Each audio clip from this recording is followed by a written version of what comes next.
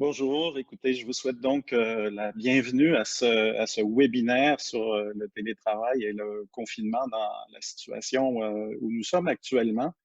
Cette situation de confinement est assez particulière, hein. Je pense que c'est inédit. Bien évidemment, c'est la première fois que ça arrive, surtout pour un aussi grand nombre de personnes. Et je vais donc insister dans la prochaine demi-heure beaucoup sur cette question du confinement, plus que sur le télétravail, parce que ça me semble véritablement l'enjeu central à avoir à ce moment-ci. Vous verrez que les pratiques que je vais vous présenter sont beaucoup, en bout de ligne, des pratiques de management saines, qui sont bonnes dans le contexte actuel, mais quand il y aura aussi des confinements, retour progressif au travail, je vous invite à pratiquer là aussi l'ensemble de ces éléments qui peuvent vous être présentés aussi à ce moment-là. Alors, situation inédite, pourquoi? Ben, plusieurs éléments hein, qui se présentent, un impact sur l'intensité du travail qui est quand même assez importante, où on a deux phénomènes. Pas plus tard que tout à l'heure, j'étais avec un groupe de managers où on me parlait de surcharge de travail, où les gens n'hésitent pas à dire qu'ils travaillent voire 20-30% de plus qu'à l'habitude, qu'il est très difficile de faire la part entre la vie professionnelle et personnelle, que les week-ends aussi sont aussi envahis par le travail, et c'est tout à fait normal, bien évidemment. Et on a aussi cette situation de sous-charge de travail, c'est-à-dire que pour certaines personnes, ben, il y a beaucoup moins d'activités à réaliser. Et là, on verra qu'il faudra penser aussi au partage du travail. Lorsque des gens sont très surchargés d'activités, qu'est-ce qu'on peut faire?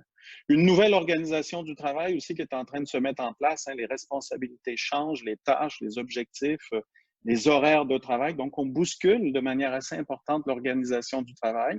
Il a fallu réagir assez rapidement au cours, je dirais, des 10 derniers jours. Ce qu'on a vu dans les entreprises, c'est la mise en place du télétravail. Ces choses-là sont à peu près acquises à l'heure actuelle, pas complètement, bien évidemment, mais à peu près acquises. Et là, on voit qu'il y a un rythme qui commence à changer, que les opérations commandent à prendre un peu plus de place dans le quotidien des gens, et ce n'est pas une mauvaise chose.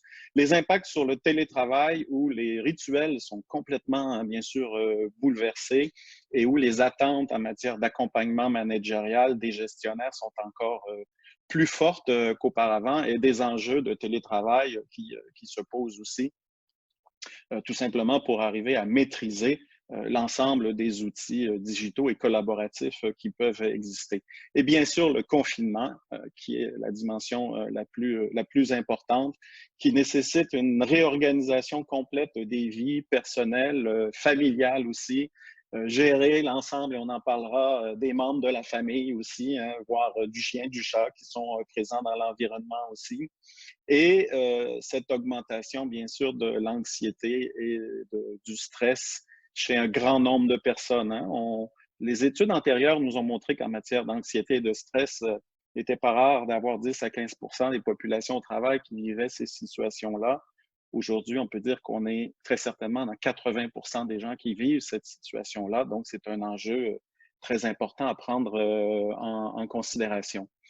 Nous sommes tous des humains, qu'on soit gestionnaire ou employé. Je vais donc commencer avec certains éléments plutôt sur comment on doit tenir compte pour notre... pardon, excusez-moi, j'ai Alex qui démarre. Comment on doit tenir compte de notre... désolé, je vais juste déconnecter ça. De notre propre stress hein, là-dessus. Donc, une situation qui est vécue sans précédent, ça c'est clair. Beaucoup d'incertitudes aussi face à l'avenir, face à l'emploi, face à l'entreprise, face à l'économie.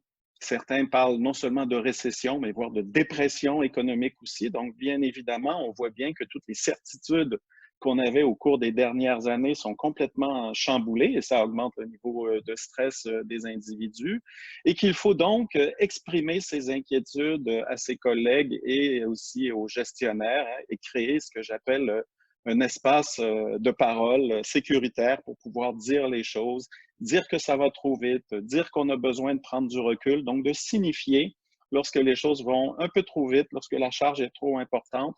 Il faut pouvoir le dire, et pouvoir le dire à la bonne personne, c'est-à-dire pas juste se le dire à soi-même ou à son conjoint ou à sa conjointe, mais aussi à son gestionnaire, voire à ses collègues.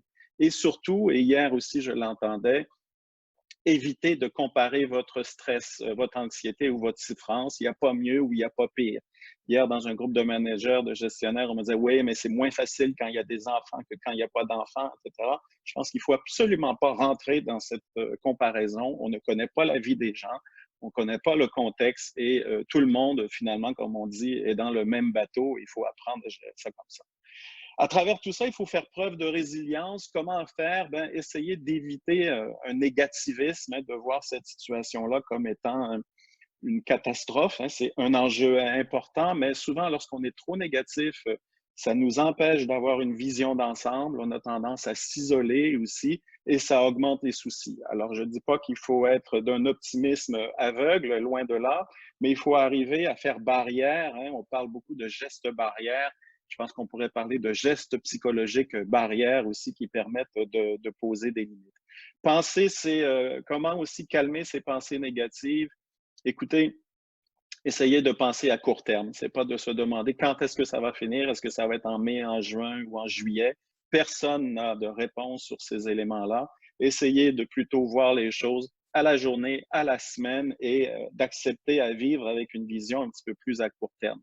Bien sûr, briser l'isolement et les pratiques de compassion hein, qui doivent prendre de plus en plus d'importance et favoriser aussi le rapprochement social. Hein. On a beaucoup parlé par rapport au COVID à la distanciation sociale. Je pense qu'on devrait plutôt parler de distanciation physique, parce qu'au contraire, le social est de plus en plus important et doit être conservé et on le voit bien et j'aurai l'occasion d'y revenir. Une situation particulière aussi qu'on voit apparaître, ben, quand les deux travaillent, il n'y a pas de feuille de route qui nous dit comment travailler à temps plein hein, de la maison, deux personnes à la fois.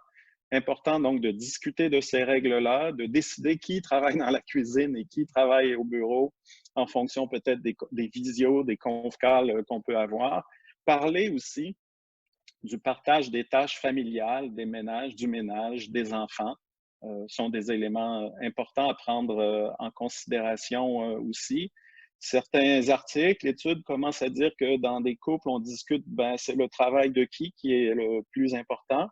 Généralement, c'est plutôt, on considère que c'est celui de l'homme, et souvent, la femme a beaucoup plus de responsabilités familiales et, encore une fois, malheureusement, met de côté un peu des éléments de sa carrière. Donc, ça doit être un sujet de discussion. Je ne dis pas que c'est le cas partout, loin de là, bien évidemment, mais je pense qu'il faut être vigilant et bien sûr garder du temps de qualité en couple et en famille. Donc, c'est tout aussi, comme je vous dis, qu'on soit gestionnaire ou employé, ce sont des éléments importants à prendre en considération, de prendre soin de sa santé, de faire preuve de bienveillance pour soi-même et pour les autres est un élément essentiel là aussi.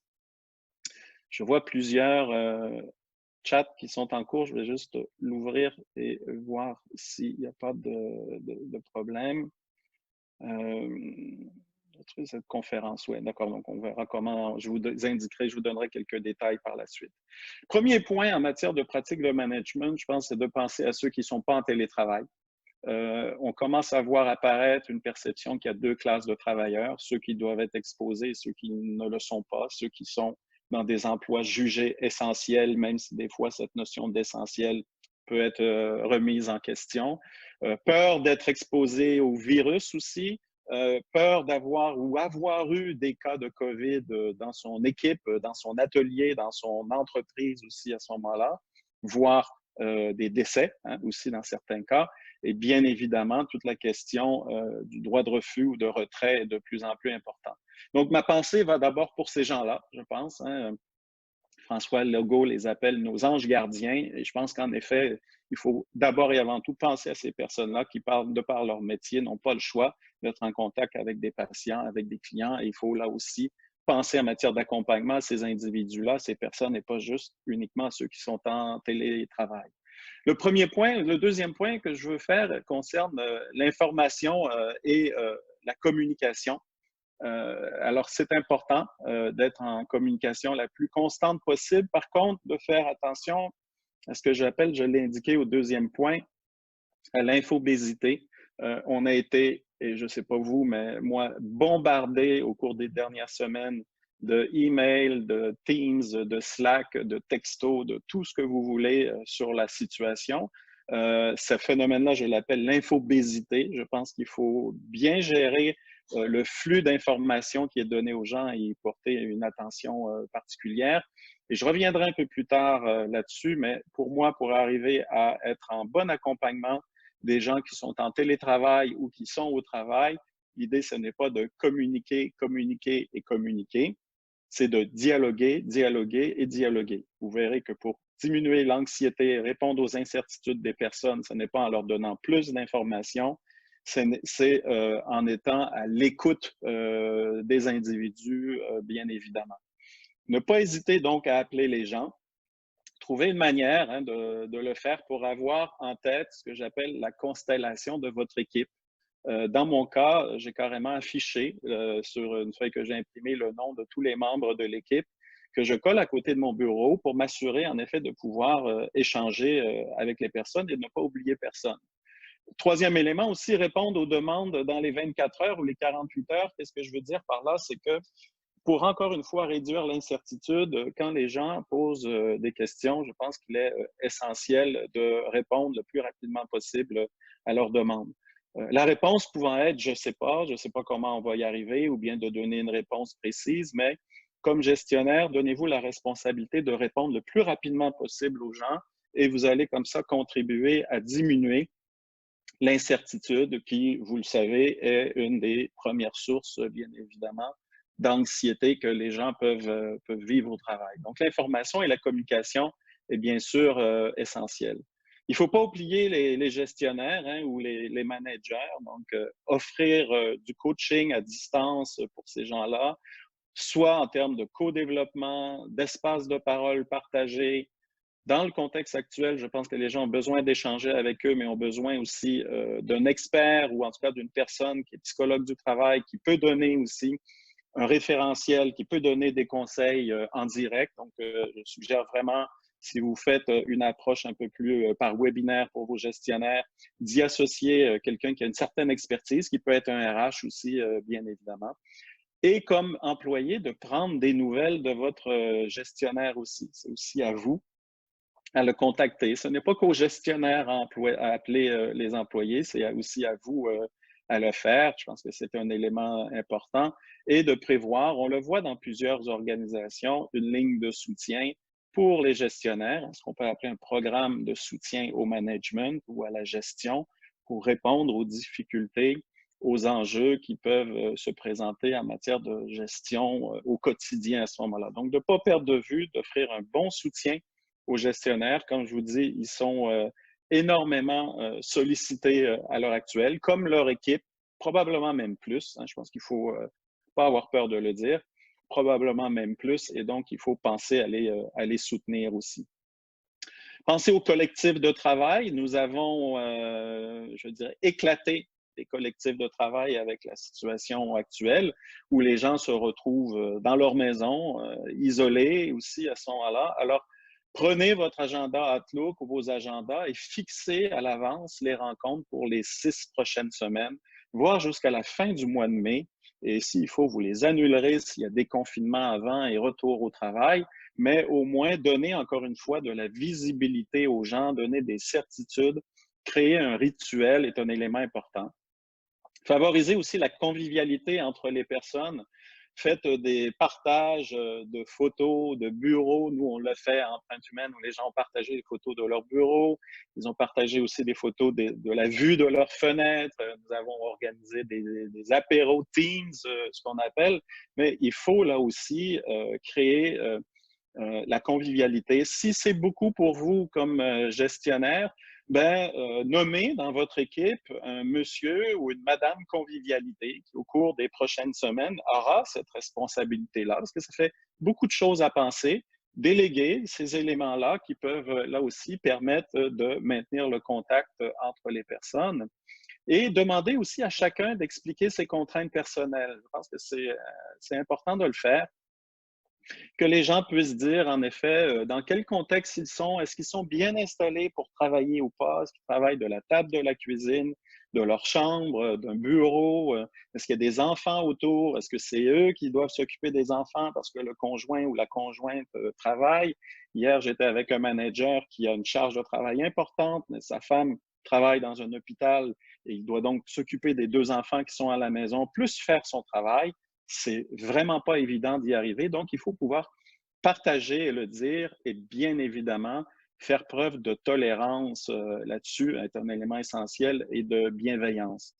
Il faut s'attendre au cours des prochaines semaines que la performance va diminuer de la part des gens et c'est tout à fait normal, je pense. Il faut donc là aussi avoir une certaine ouverture et accueillir ces éléments-là qui sont des éléments importants à prendre en considération. Justement, en matière de performance, la question que les gestionnaires me posent souvent, c'est comment on gère le télétravail, comment on fixe les objectifs. Alors, quand on est en entreprise, on peut se permettre de donner des objectifs à moyen et long terme et de faire un suivi au fil de l'eau avec les personnes. Bien sûr, un élément qui peut se faire. Là, étant en distance, c'est un petit peu plus compliqué.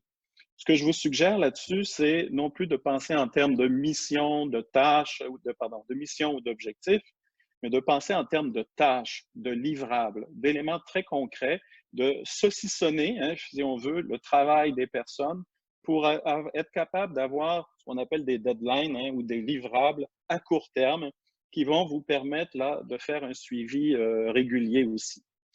Pour là aussi partager la charge de travail, favoriser l'autonomie, et le travail en sous-équipe sur certains projets. Ayez aussi, soyez attentifs aux gens qui sont peut-être en sous-charge de travail.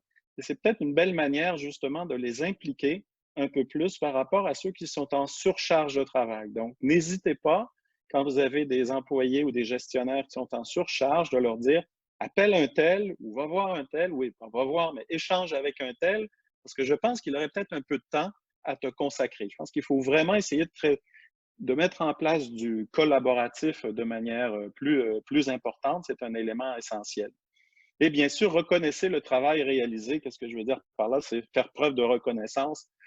De manière digitale à l'heure actuelle, hein, les smileys, les GIFs, etc., mais aussi une belle manière de faire preuve de reconnaissance. Et moi, je tente de le faire assez régulièrement quand je parle avec un employé.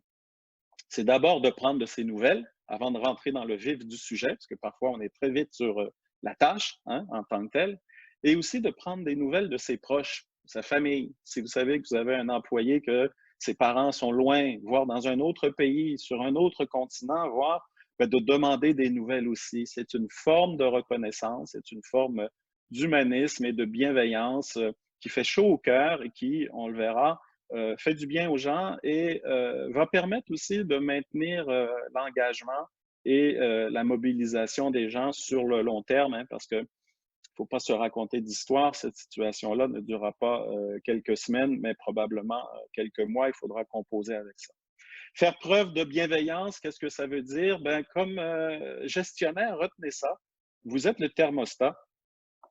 Vos employés sont les thermomètres. C'est à vous un peu à fixer la température, pas qu'à vous, hein, bien évidemment, mais vous avez un rôle à jouer, à faire preuve de positivisme. Encore une fois, pas un positivisme naïf et aveugle, mais c'est à vous à donner un peu le tempo, l'esprit d'équipe, partager les bonnes nouvelles aussi, parce que dans le contexte, il y a quand même des bonnes nouvelles aussi, donc d'essayer de le partager et soyez attentifs à vos employés aussi. La bienveillance, elle n'est pas juste dans le monde du travail, elle est aussi par rapport à votre famille. Prenez le temps, par rapport à votre famille, d'expliquer vos contraintes professionnelles, d'expliquer à vos enfants, à votre conjointe, pourquoi papa, maman est toujours au téléphone, en visio, en train de dire de ne pas faire de bruit, de fermer la porte, etc. Il faut partager ce contexte-là qui est absolument pas habituel, mais sur lequel, pour le moment, aucun et aucune d'entre vous et moi avons du contrôle. Et aussi, porter une attention particulière aux personnes qui sont un peu plus silencieuses, de qui vous n'avez pas de nouvelles depuis quelques jours. Et comme je vous disais, si vous imprimez la constellation des gens de vos équipes et que vous l'affichez à votre bureau, vous pouvez vous dire, ah, ben Jean-Luc ou Isabelle, ça fait en effet 3, 4 jours que j'ai moins de nouvelles de lui ou de elle, et peut-être que de prendre des nouvelles est important de ces personnes-là. Et vous avez aussi probablement des gens dans vos équipes qui sont des gens en absence, qui étaient en arrêt maladie, par exemple, ces gens-là demeurent vos employés.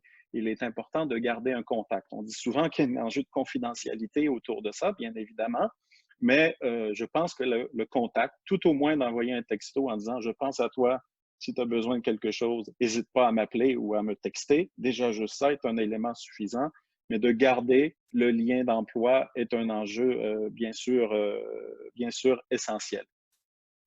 Alors, un jour, cette question du confinement va bien sûr s'arrêter, on l'espère tous. Quoi faire dans ce contexte-là? Alors, on a déjà un collègue qui vous a parlé de la gestion de crise. Dans la gestion de crise, il vous a dit que ce qu'il faut aussi gérer dans la gestion de crise, c'est la sortie de la crise. Nous sommes en train de faire un recensement de bonnes pratiques sur LinkedIn. J'ai lancé un message à ma communauté en demandant quels sont vos conseils sur comment on doit préparer ce retour au travail. Et je vous annonce que lundi, nous allons partager une synthèse de l'ensemble des suggestions, idées, conseils qui ont été suggérés sur LinkedIn pour justement commencer tranquillement à préparer ça. Il n'y a pas, comme on dit, une urgence neige à préparer demain matin ce retour au travail, mais il faut y penser. Et si vous avez justement des gens qui, dans vos équipes, ont peut-être un petit peu moins de travail ou un petit peu plus de temps pour toutes sortes de raisons, ben, on peut peut-être les mobiliser sur ces éléments-là, est un élément important. Parce qu'il ne faut pas se poser la question si ça va se reproduire, il faut plutôt se poser la question quand ça va se reproduire. Et là aussi, il faudra très certainement avoir des plans de continuité. Pas perdre de vue qu'au retour au travail, le COVID ne sera pas complètement disparu. Il y aura encore des craintes et il faudra là aussi se donner des règles au sein de l'entreprise, des règles de prévention, d'aménagement des horaires de travail, d'organisation du travail sont des éléments qui sont aussi essentiels. On ne reviendra jamais à la situation d'avant. Les gens auront goûté à l'autonomie, la souplesse et voudront peut-être conserver certains éléments là-dedans. C'est assez intéressant de voir que dans les entreprises que j'accompagne depuis des années, parfois ça fait 1 an, 2 ans qu'on discute du télétravail, comment on doit le mettre en œuvre, et ces discussions aboutissaient difficilement.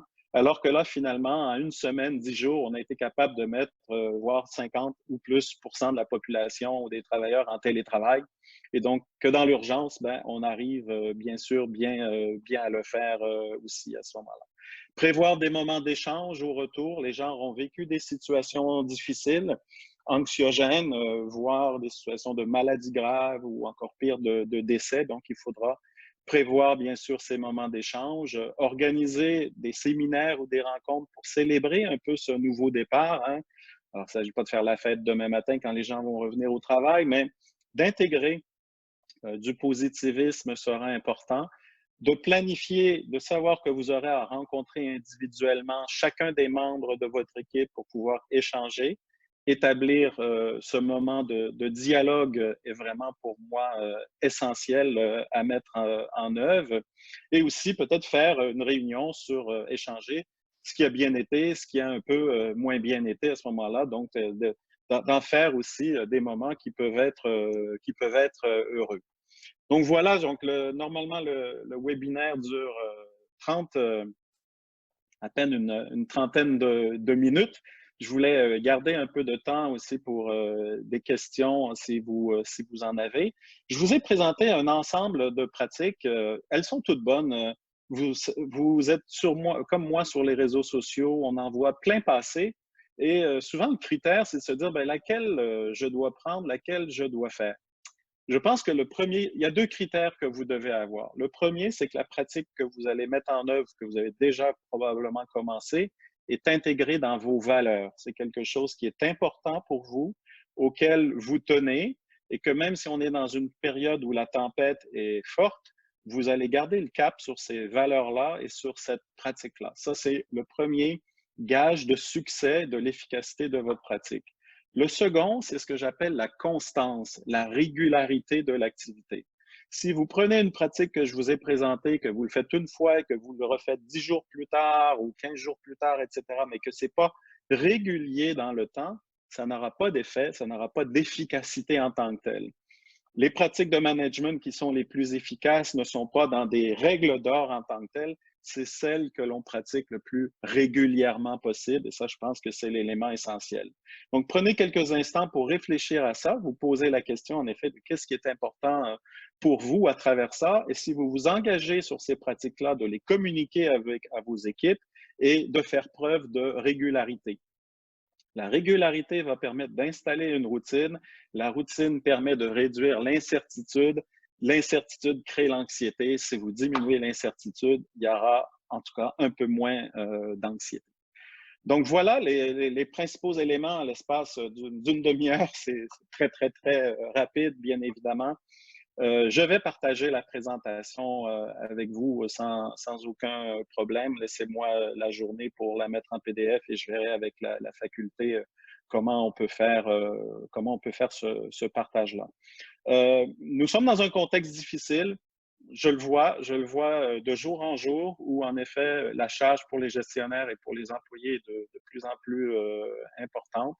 Je pense qu'il est important à l'heure actuelle, si vous offrez un soutien à vos gestionnaires et à vos employés, de ne pas le faire en ce qu'on appelle en anglais un watch and deal juste une fois, mais de le faire régulièrement est un élément important. Et retenez l'autre élément aussi que je vous ai donné. L'enjeu n'est pas d'être qu'uniquement dans la communication. Ce qui va permettre de mobiliser vos gens, de les engager, de diminuer leur anxiété, c'est le dialogue que vous allez pouvoir établir avec eux. Alors, il y a énormément de questions. Connaissez-vous des applications, des sites Internet qui aident à gérer un groupe d'employés à distance? Il y a plein d'outils collaboratifs, bien sûr, qui peuvent exister. Donnez-vous des règles assez simples autour de ça, mais que ce soit Teams, Slack, Zoom, comme aujourd'hui, les textos, FaceTime le fait, le téléphone aussi. Des fois, je dis, oui, il y a des technologies, mais vous pouvez très bien organiser des conférences téléphoniques. Donc, il faut faire preuve d'imagination. Pourriez-vous élaborer sur les deux classes de travailleurs, les exposés, les télétravails, les risques de friction lors de l'apparition de crise ou de retour au travail? Tout à fait. Alors, comme je vous dis, je suis en train vraiment de réfléchir à cette question-là, mais c'est une vraie question où il y a ceux qui auront été exposés, ceux qui ne l'auront pas été, ceux qui ont été chanceux, moins chanceux. On risque de rentrer beaucoup dans la stigmatisation autour de ça. Je pense qu'il faut, comme manager, comme gestionnaire, mettre un frein très rapidement là-dessus en disant qu'on ne rentre pas dans cet univers de comparaison en tant que tel. Il est certain que lorsqu'on est en contact avec la clientèle ou les patients, l'exposition est plus grande, bien évidemment. Ça ne veut pas dire que pour autant, c'est moins anxiogène pour les autres. Mais il y aura un vrai défi autour de ça. Je pense qu'il faut y réfléchir en termes de solutions. Je n'ai pas la réponse à l'heure actuelle, mais fera plaisir de réfléchir un peu à vos questions que vous posez aujourd'hui et sur LinkedIn d'y répondre. Donc, si vous voulez vous m'inviter à partager votre réseau, ça me fera plaisir. Est-ce qu'il existe une checklist à mettre en place pour maximiser le télétravail? Nous sommes en train de travailler sur une sorte de checklist sur comment on fixe des objectifs de performance, mais comment aussi on a un volet individuel. Par exemple, je vous donne un exemple. Nous, moi, j'ai arrêté de demander aux gens comment ça va et comment va le travail, parce que la réponse à l'heure actuelle, c'est ça va, mais c'est pas facile. Et donc, en bout de ligne, ça veut rien dire. Et maintenant, je demande aux gens de 0 à 10, comment va ta santé? Et ce qui permet de voir l'évolution dans le temps. Et la même chose sur l'engagement et la mobilisation. De 0 à 10, comment va ton engagement? Comment va ta mobilisation? En sachant que ça va baisser, bien évidemment. Et donc, il faut faire preuve d'ouverture. Mais essayez d'être le plus concret possible et pas sur des phrases et des questions qui sont parfois un peu trop évasives aussi. J'aimerais entendre ça comparer quand on est dans l'idée de la flexibilité. Oui, alors oui, il est important de savoir que nous ne sommes pas tous égaux, bien évidemment, mais encore une fois, je vous dis que si on rentre dans un débat de qui est plus égal que d'autres et qui a plus souffert que d'autres dans cette situation-là, quant à moi, je vous dirais franchement, je pense que la souffrance ne se compare pas entre les personnes, l'anxiété aussi. Je pense que ça peut être plus source de conflit qu'autre chose, sans nier la réalité de chacune des personnes. Alors, comment ne pas nier la réalité des gens? Établissez, comme je vous ai dit, du dialogue, établissez des échanges individuels et tout ça peut très certainement vous aider. Il y a énormément de questions, de commentaires, bien évidemment. Continuez à bouger, bien sûr, faire de l'exercice, hein, trouver une manière de ventiler. Protéger du temps, très important de le faire. Écoutez, pas plus tard que tout à l'heure, j'étais avec un manager à Paris en échange qui me disait qu'il travaillait 7 jours par semaine et qu'il travaillait de 8 heures le matin à 22 heures le soir. Je lui disais, c'est absolument pas sain, c'est pas bon. Il faut que tu trouves une manière de au moins prendre une journée par semaine pour arrêter et penser à toi. Il me disait, je peux pas. Et je lui donnais notre exemple de notre cher François Legault qui, ben, tous les samedis, prend sa journée off parce que, bien évidemment, c'est dans la durée. Et je lui disais, tu sais, nous, notre premier ministre est capable de le faire. S'il est capable, probablement que tu es capable aussi. Hein. Donc, il n'y aura pas péril en la demeure si on prend du temps pour penser à soi. Au contraire, ça fait partie de l'équilibre à avoir. Comme manager, comme gestionnaire, on a comme responsabilité de prendre soin de notre santé pour être aussi disponible sur son équipe. Dernier point, si Olivier, j'ai encore un peu de temps, la distinction entre communiquer et dialoguer. Ce que je veux dire, c'est qu'à l'heure actuelle, il y a beaucoup d'informations qui sont transmises par mail, par documents, etc., qui sont un peu à sens unique et où ben, on a tendance un peu à remplir hein, le vase ou la jarre des personnes avec de l'information, de l'information, de l'information. Et je vous dirais que moi-même, je l'ai vécu au cours de la dernière semaine et de sentir ce sentiment de débordement, de ne plus savoir quoi faire, de ne plus arriver à faire son travail. À un moment donné, j'ai décidé de tout fermer, Slack, Teams, Outlook, etc., juste pour avoir une heure pour avancer un dossier est un élément important. Le dialogue, qu'est-ce que c'est? Ben, c'est l'échange. La communication va permettre ce que j'appelle la compréhension d'une situation. Le dialogue va permettre d'être dans ce que j'appelle l'intercompréhension entre les personnes, de comprendre la réalité des gens. C'est lorsque les gens vont pouvoir poser leurs questions qu'on va réussir à diminuer leur anxiété et les incertitudes qu'on a. Ce n'est pas en diffusant constamment de l'information. Ça demande bien sûr du temps pour le management, pour l'organisation, mais je peux vous dire qu'en bout de ligne, ça sera quelque chose qui sera très efficace aussi à mettre en œuvre. Donc voilà un peu les différents éléments. Je trouve difficile de lire entre les lignes. Je pense percevoir la détresse chez certains, mais ce n'est pas évitant de dire aux gens que des ressources existent pour les aider, car j'ai peur de les alarmer sur leur état. Oui, alors, utilisez ce que je vous ai dit. Demandez-leur de 0 à 10 comment ça va. Et faites-le régulièrement, pas juste une fois.